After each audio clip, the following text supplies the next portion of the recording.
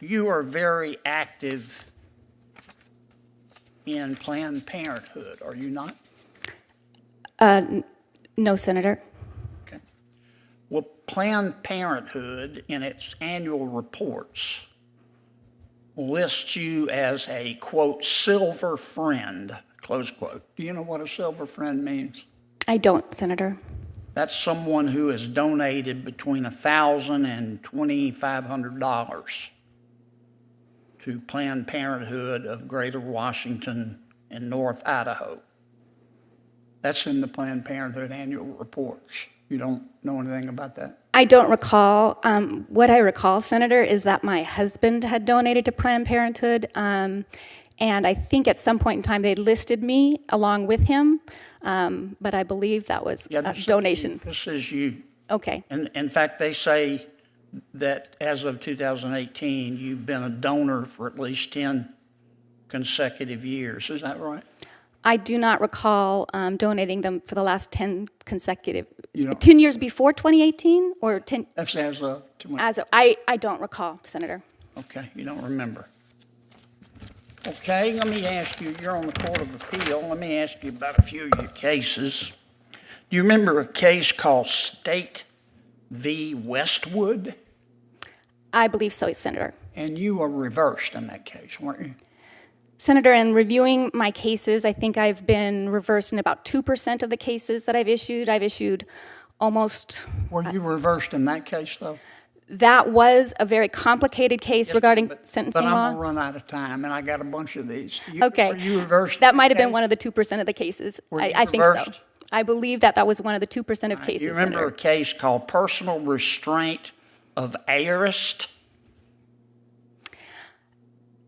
That, I think, was the case regarding whether or not the person had been deprived. Were you reversed in that case? That was, I think I was not reversed. Were you reversed in that case, counsel? Senator, I think that I wasn't reversed as to outcome, but it was one of the 2% of the cases where the state Supreme Court disagreed with the analysis. You remember a case called Parental Rights of ALK? Were you reversed in that case? Senator, I think that was one of the 2% of my over 450 cases where there was a reversal. Do you remember a case called State v. Log Bomb? I recall that case, Senator. That case. Were you reversed in that case? That was one of the 2% of cases. I issued an opinion to affirm a conviction, and the state Supreme Court overruled that and reversed. You remember a case called State v. Barboza v. Cortez? Were you reversed in that case?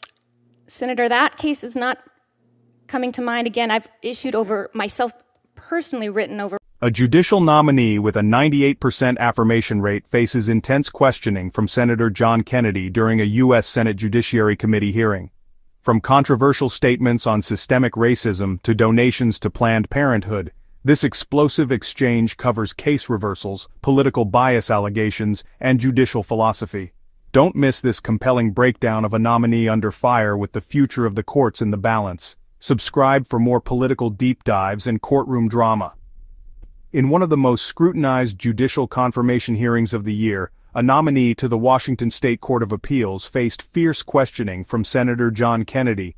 What began as a standard round of questions quickly turned into a contentious back and forth over political activism, judicial impartiality, and a surprising number of reversals on appeal. This video unpacks every critical moment and why this exchange is making headlines. The nominee is barely introduced when Senator Kennedy dives in. You are a political activist, aren't you? This sets the tone for what becomes a no-holds-barred grilling.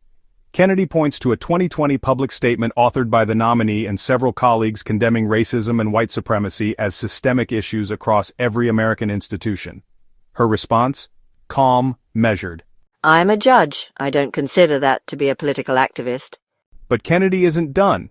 What unfolds next is a rapid-fire series of pointed questions aimed at the nominee's affiliations and past writings. The spotlight shifts to Planned Parenthood. Kennedy claims the nominee is listed as a silver friend, suggesting up to $2,500 in donations. She pushes back, attributing the listing to her husband's donation history. I don't recall donating. I believe they listed me along with him. Despite repeated assertions of not remembering specific contributions, Kennedy reads from Planned Parenthood's reports, stating she's been a listed donor for over a decade. The tension rises. To mind, again, I've issued over myself personally written over 450 You remember decisions. a case called State v. Telvik? Senator, I think I recall that name. That might have been one of the Were you 2% of reversed cases. on that too? That might have been one of the 2% of cases, Okay. Senator. Another case, Hendrickson v. Moses Lake School. Were you reversed in that case?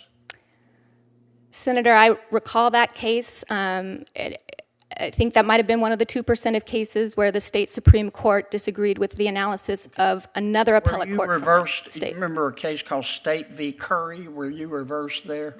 Senator, I think you're reading off all the cases. I think that's one of the 2% of cases. Okay. How about a case called Estate v. Rathbone?